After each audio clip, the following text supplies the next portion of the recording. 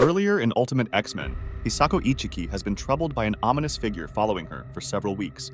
Meanwhile, she's formed new connections with others who, like her, possess extraordinary abilities, and together, they've been working to unravel their issues. Recently, they've discovered a clue that has led them to investigate a mysterious group known as the Children of the Atom. Before we continue, don't forget to click the like and subscribe buttons to stay updated with more comic book content like this and help support small content creators like me.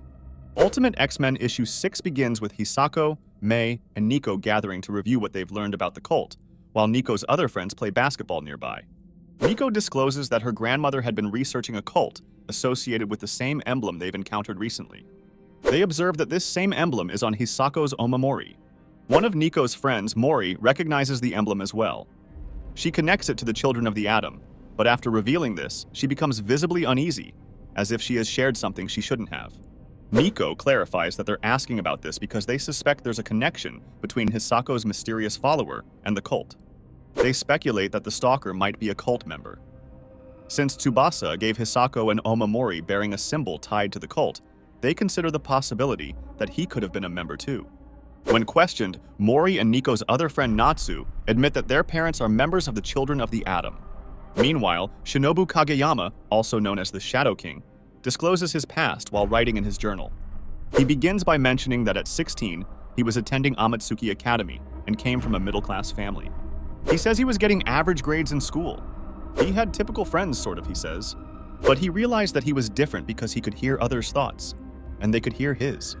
He explains that it took him a while to gain control over this ability. Even his mother was disturbed by his power, as what she sensed from his mind troubled her. It bothered her to the extent that she tried to kill him. However, the Children of the Atom took them in and offered help. They made him believe he was special, superior, and destined to be the world's savior. While playing with a voodoo doll, he asks, "Do you think so too?" He explains that the group taught him to harness his abilities, enabling him to bring both light and power to the world. He boasts that he has mastered his skill to the point where he can now manipulate others to see what he wants them to see.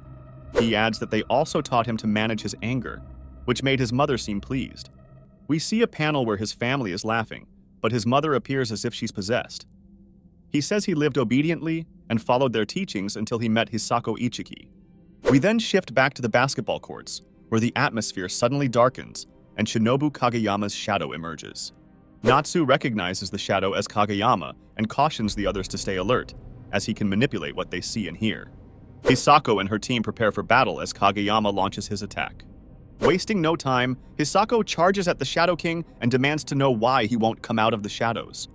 This direct assault infuriates Kageyama because she's deviating from the scenario he wants her to follow. He finds himself unable to control her. Hisako attempts to use her abilities to pull the shadow into the physical world. She succeeds. Once revealed as the one haunting her, Kageyama asks if she remembers him, to which she responds that she does not.